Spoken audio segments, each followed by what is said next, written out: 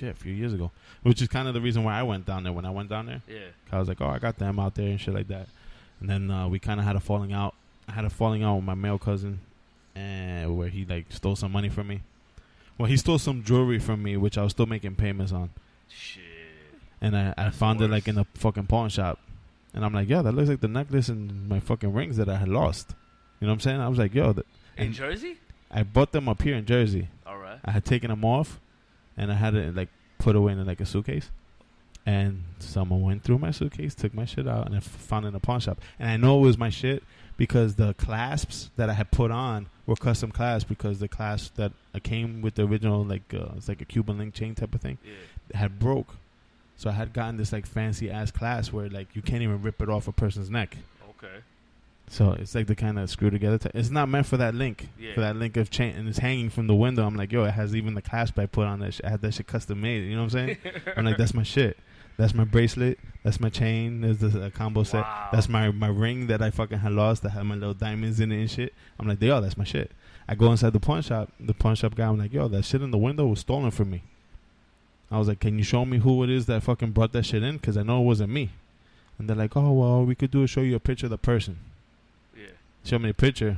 Big ass New Jersey ID for his boat license and shit. My fucking cousin. I was like, this motherfucker. And then when I confronted him, he was like, nigga, I stole that shit like how many months ago? So you're admitting to stealing it? Now he was admitting to it. He was admitting to it when I lost it. Wait. But he's making it sound like it shouldn't be an issue. I stole it from you months ago. Nigga. You should have forgot about it. Yeah, well, like, why the fuck are you still upset?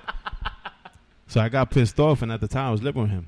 So I took all my shit, like, which wasn't much. Yeah. I took all my shit out. I fucking packed it in the back of this girl's car who I was seeing at the time, and I bounced. I was basically homeless. Like, I had nowhere to go. I couldn't come back to Jersey because I had no bread. Shit. But I stopped talking to him.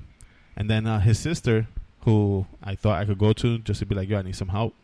Just need a place to put my head, you know, so I'm not sleeping in the street.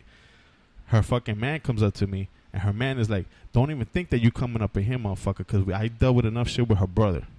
I guess he did that to them, too. Oh. Back whenever. Yeah. And they had, reconnected or forgave, you know what I'm saying? Because when he was younger, he had problems with drugs and shit. So I think he used to steal people's shit to go buy stuff.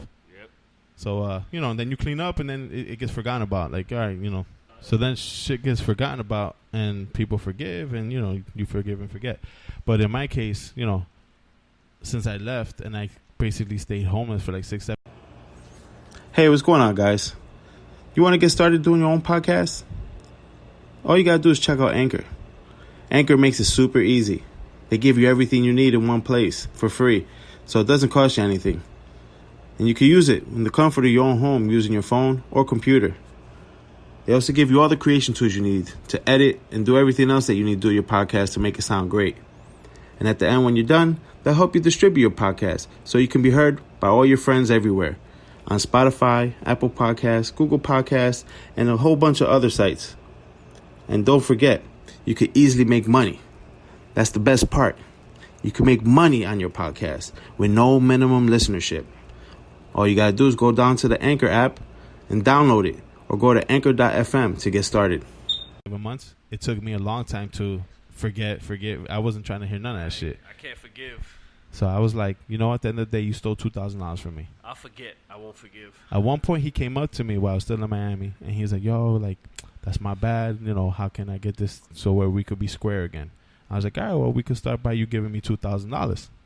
Give me back what was taken. Yeah. I know he didn't get no $2,000 off the fucking pawn shop. He probably got like a couple hundred. Yeah. But that's because your dumbass fucking sold $2,000 worth of stuff for $200. You know what I'm saying? Yeah, like, fucking moron. So I'm there like, all right, start by giving my shit. Either give me my stuff back that you took, or give me back the money that is worth, because I'm still making payments for something that you fucking cashed out on. You know what I'm saying? Yeah. But I was more hot, not that even that he took the shit. I was more hot that I was homeless. You know what I'm saying? I had to live, I lived off of people's sofas that I had just met. Oh, shit. I met these people 2 weeks. I had gone to their house with the girl I was fucking around with, and I had to go up to them and be like, look, this is my situation. I just got robbed. I got no bread. I just started a job today. I can hit you off for maybe $200 a month. I just need a place to lay down. Yeah.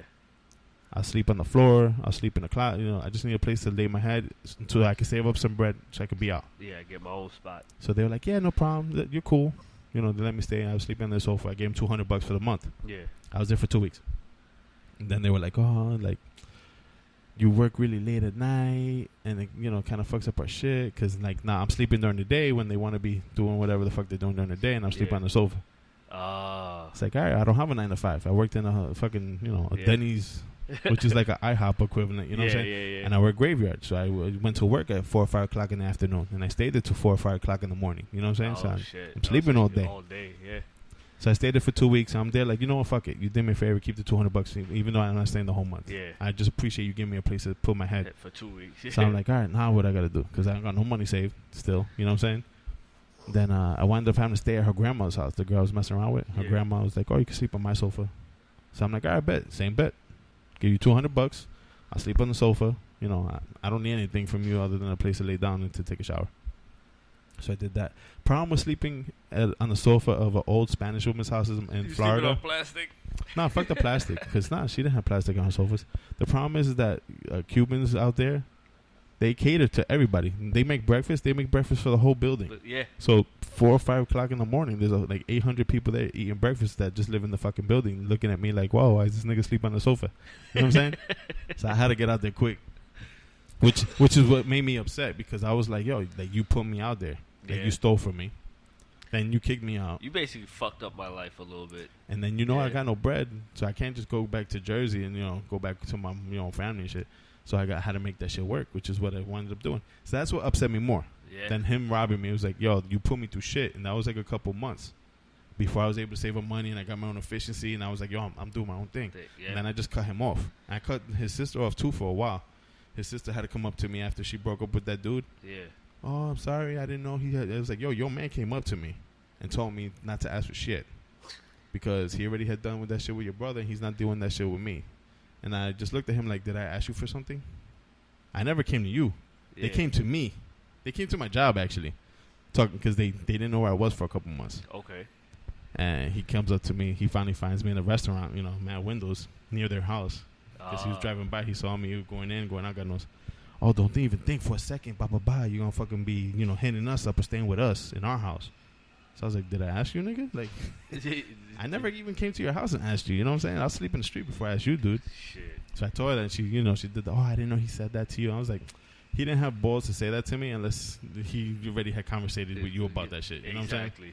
So I was like, whatever. I cut them both off for a while. I don't, you see. I was tight with them. Like, they were my brother and sister growing up. I always say, you're a good dude. You're a good dude. Because me, I consider myself to be a fairly good person. But situations like that, I can never speak to the person again. Oh, well, I went years. No, I'm talking about never. I went years. You're eliminated from my timeline. Well, my male cousin, I just started talking to him like maybe a couple of weeks ago. And I haven't lived in Miami how many years? My son's 12. Oh, damn. All right. Well, I mean, still, he seems like... And that's just because he friended our fan page on Facebook. Oh. he did the, your Real Talk show is awesome, blah, blah, blah. I was like, oh, shit, I must have friended him by accident. Because I'm just hitting every person on Facebook. Fucker, add friend. All right, if you're on our fan page, there's a 99% chance that it said suggestion, blah, blah, blah. And I hit yes.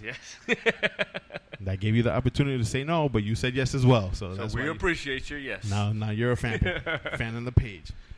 But overall, man, family does suck.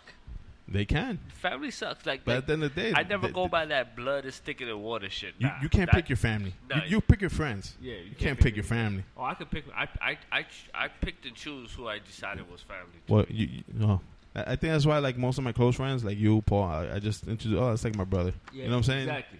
And I call my boys my brother. Like yesterday, they were asking me something about my boy's bike. I say it's my brother's bike.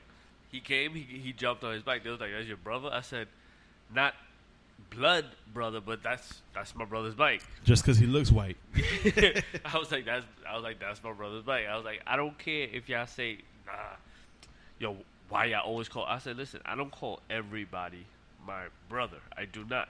These dudes call my mother and my father mom and dad. So these are my brothers. Yeah, it's like family. It's like family. These dudes walk into my mother's house. I don't live in my mother's house anymore. I have my own place. my brothers have their own apartments. My sister, everybody lives apart. My parents live in their house by themselves now.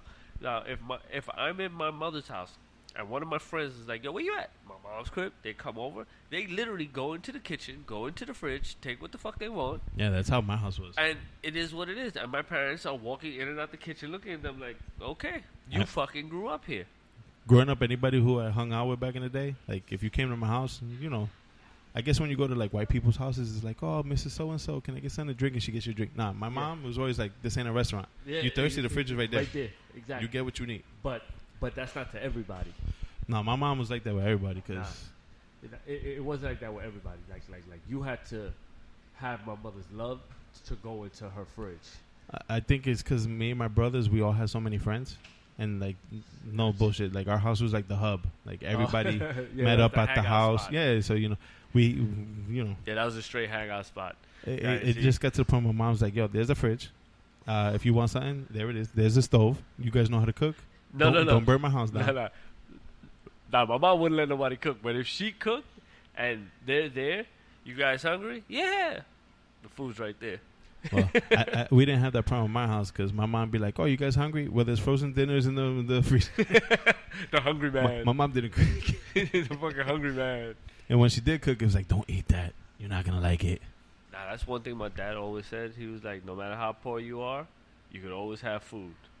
And that's one thing. Like I bought the one slice of pizza and asked the pizza nigga to split it down the middle so I could give my boy half of the pizza because we both was broke and we hungry. So here, he half. Because one thing my dad said was, no matter what, you feed whoever you could feed. Oh, yeah. I got my first job, I was like 10. By the time I was already 12, and like I was hanging out with my crew of guys, I was the only one that was really working. You know, I worked a part-time job after school. But yeah, you get like $100 check or $150 check, and it's like, all right, cool, you're hanging out with your boys, and you know, it's like, all right, I'm hungry. Are you niggas hungry too? You know, and you buy everybody pizza. Exactly. I wouldn't buy a pie. It'd be like, all right, yeah, let me get like 3 slices. I'd eat one, and you niggas would share the other two. Yeah. But that's because you niggas are broke. But that's how it is, though. Like when we hung out, you know, if I had money, I paid for everybody because I had the money. Yeah, like to this day, I walk into a pizza store and like I've done it. I've been in the pizzeria when I'm picking up my kids and they want pizza. All right, we go.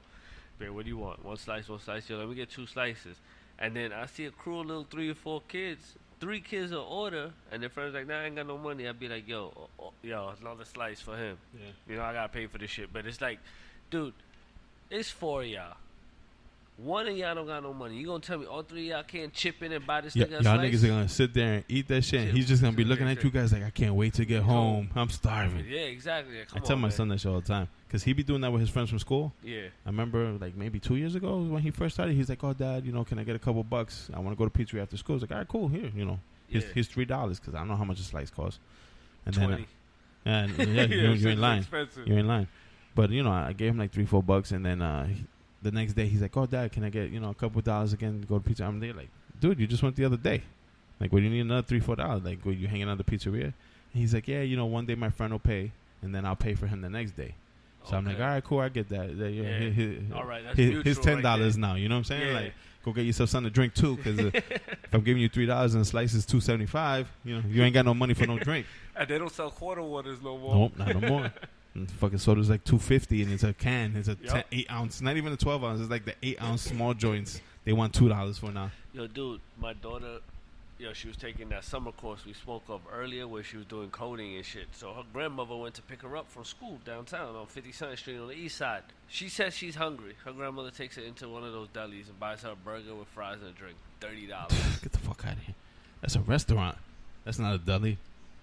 That's fucking disgusting. And then it's like 8% sales tax on all the shit that you buy. So it's like another $12. Yeah, exactly. But yo, going back to when we was talking about family, right? Like, over the years, I've gained a lot more water than blood.